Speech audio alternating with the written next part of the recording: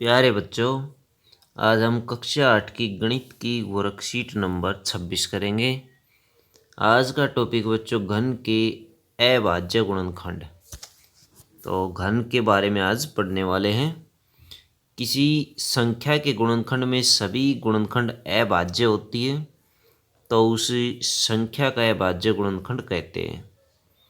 तो उस संख्या को क्या कहते हैं? अभाज्य गुणनखंड कहते हैं। जैसे उदाहरण के लिए मैं एक संख्या लेते 500, इसके गुणनखंड होंगे बच्चों 2 गुणा 2 गुणा 5 गुणा 5 गुणा 5। आप इस तरह से ये देख सकते हैं। इसको हल किया गया है। यहाँ पर 500 को 2 पर चलाते हैं 250 मिलता है, फिर 2 पर चलाते हैं 125 मिलेगा, फिर 5 पर चलाएंगे 25 मिलेगा, फिर 5 पर चलाएंगे तो 5 मिलेगा, फिर 5 पर चलाते हैं 1 मिलता है। तो 2 गुणा 2 और 3 बार 5 की गुणा करते हैं तो ये वाले जो गुणनखंड है बच्चों, ये अभाज्य गुणनखंड है। तो अभाज्य संख्याएं जो होती है बच्चों 2, 3, 5, 7, 11, 13, 17, 19, तो ये हमें इनको अभाज्य संख्याएं कहा जाता है। और इन अभाज्य संख्याओं के रूप में संख्या को हमें तोड़ना है, उसके गुणनखंड हमें करने हैं। आगे देखिए बच्चों, चिंटू और पिंटू अच्छे दोस्त हैं। दोनों ही 8वीं कक्षा के छात्र हैं। दोनों ही गणित क्लब के सदस्य हैं। शनिवार के दिन दोनों गणित क्लब में भाग ले रहे हैं। उस दिन गणित क्लब की एक्टिविटी का नाम संख्याओं के साथ खेलना है। चिंटू पिंटू इस पर चर्चा कर रहे हैं। चिंटू कहता है, क्या आपको एक बात का पता है? पिंटू, क्या? चिंटू, ऐसी बहुत सारी संख्याएं हैं जिनका अभाज्य गुणनखंड करने पर एक जैसी 3 अभाज्य संख्याएं मिलती हैं। जैसे 8, और 8 के गुणनखंड मिलने करने पर क्या मिलता है? 2 गुणा 2 गुणा 2, तीनों की तीनों एक जैसी हैं। इनमें 8 के अभाज्य गुणनखंड में 2 3 बार आता है। 2 कितनी बार आता है? 3 बार आता है। चिंटू, हाँ, इन संख्याओं को हम घन संख्या कहते हैं। यदि 3 बार एक जैसा गुणनखंड आए तो हम उसे घन संख्या कहेंगे। पिंटू, तो क्या यह आवश्यक है कि किसी संख्या के अभाज्य गुणनखंड के बाद एक ही प्रकार की संख्याएं हों? नहीं, ऐसा कोई ज़रूरी नहीं है। चिंटू कहता है, जो संख्या के अभाज्य गुणनखंड में आता हो उनका ट्रिपलेट होना ज़रूरी है, यानी 3 संख्याएं होनी ज़रूरी है। यानी 3 का एक समूह होना चाहिए। जैसे 216 के अभाज्य गुणनखंड बच्चों 2 गुणा 2 गुणा 2 और 3 गुणा 3 गुणा 3 है। इसमें देखिए 3 का ट्रिपलेट है और 2 का ट्रिपलेट है। 2 3 बार आया है, 3 भी 3 बार आया, तो 2 और 3 तीनों 3 बार आए हैं, इसलिए यह पूर्ण घन संख्या है। एक ऐसी संख्या जिनके सभी अभाज्य गुणनखंड 3 के समूह में हो उसे घन संख्या या पूर्ण घन संख्या कहते हैं। राम के पास जूते का एक बॉक्स है जिनकी विमाएँ 15 सेंटीमीटर, 30 सेंटीमीटर और 15 सेंटीमीटर हैं। वह इस प्रकार के बक्सों का उपयोग करके घन बनाना चाहता है। घन बनाने के लिए कितने बॉक्स की न्यूनतम संख्या की आवश्यकता होगी? हल देखिए, घनाभ का आयतन कितना है? तीनों विमाओं की गुणा कर लेते हैं हम, इनके गुणनखंड कर लेते हैं। गुणनखंड हम देखिए जो हमें प्राप्त होते हैं, 3 का एक जोड़ा मिल जाता है, 5 का भी जोड़ा मिल जाता है, लेकिन 2 का जोड़ा यहाँ पर नहीं है। इस प्रकार हम देखते हैं कि अभाज्य गुणनखंड करने पर 2 केवल एक बार ही आया है। पूर्ण घन बनाने के लिए 2 गुणा 2 की ज़रूरत होगी, यानी 2 गुणा 2 यानी 4 की ज़रूरत होगी, 4 बक्सों की ज़रूरत होगी इसमें। यानी 2 गुणा 2 से यदि गुणा कर दे तो हमारे पास इसके 3 बार 2 हो जाएगा और जिससे ये पूर्ण घन प्राप्त हो जाएगा। आगे देखिए बच्चों, कुछ क्वेश्चन हैं इस वर्कशीट से संबंधित हैं। निम्न में से कौन सी पूर्ण घन संख्या है? तो देखिए 216, 10,000, 729, 2025, 15,625, इनमें पूर्ण घन संख्या हम ज्ञात करेंगे। तो चलिए बच्चों हमें शुरुआत करते हैं 216 से। ये देखिए 216 है। 216 के हम गुणनखंड कर देते हैं। 2 की चलाते 108, फिर 2 की 51, फिर 2 की 27, फिर 3 से ये गुणनखंड हमें मिलते हैं। ये देखिए जोड़े बन गए हैं। 2 का जोड़ा बन गया है, 3 का जोड़ा बन गया है, और 2 इसमें से ले लेते हैं, 1 3 इसमें से ले लेते हैं, 2 3 6, 6 की पावर 3। इसमें देखिए जोड़े पूरे बन जाते हैं, इसलिए ये पूर्ण घन संख्या है। और जिसमें पूरे जोड़े नहीं बनेंगे वो पूर्ण घन संख्या नहीं होगी। अब 10,000 को देखिए 2 की चलाएंगे शुरुआत में, तो ये मिलेगा 5,000, फिर 2,500, फिर 1,250, 625, फिर 125, फिर 25, फिर 5। अब देखिए यहाँ जोड़े हम बनाते हैं, 2 गुणा 2 गुणा 2, एक जोड़ा बन गया। इसी तरह से 5 गुणा 5 गुणा 5, एक जोड़ा 5 का बन जाता है। लेकिन 2 और 5 दो ऐसी संख्याएं हैं जिनके जोड़े नहीं बनते।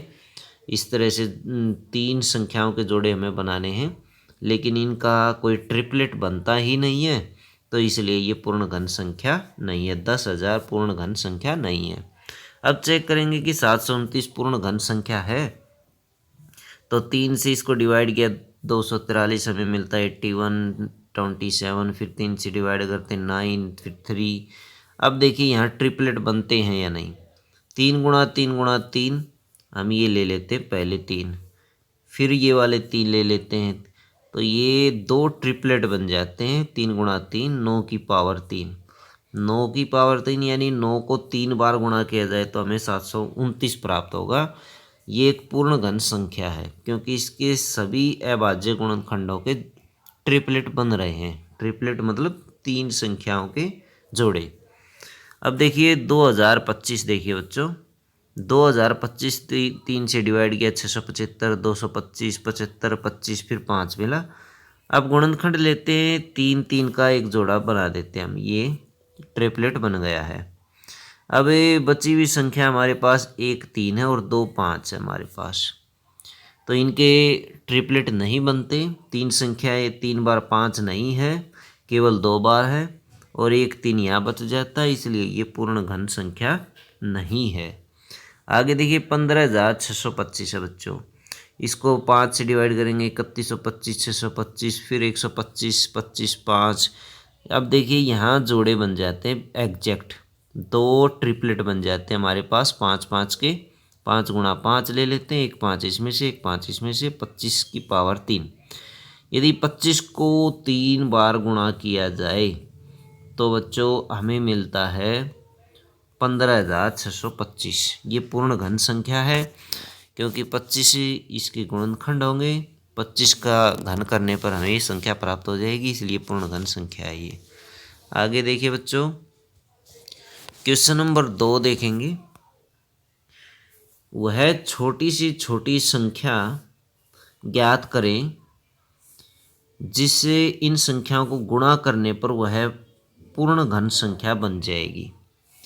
पहले चेक करेंगे कि ये पूर्ण घन संख्या है या नहीं, और यदि नहीं है तो कौन सी संख्या से उसको गुणा करें ताकि वो पूर्ण घन संख्या प्राप्त हो जाए। तो बच्चों देखिए ये वाली संख्या लेते हैं पहले 243। 3 से डिवाइड किया 81 आ गया, फिर 3 से डिवाइड किया 27, फिर 3 से करते हैं 9। अब देखिए ट्रिपलेट बनाते हैं, एक ट्रिपलेट ये बन जाता है 3 का, और 2 बच जाते हैं। इसका ट्रिपलेट बनाने के लिए इसको यदि 3 से गुणा कर दे तो ये पूर्ण घन संख्या बन जाएगी क्योंकि ट्रिपलेट बन जाएगा पूरा। इसलिए कितने से गुणा की जाए इसको? 3 से। 3 इसका आंसर होगा। फिर देखिए बच्चों 72 है, इसके भी अभाज्य गुणनखंड हम कर लेते हैं। 2 से डिवाइड किया 36, 2 से डिवाइड किया 18, फिर 2 से करते हैं 9, फिर 3 से करते हैं तो 3।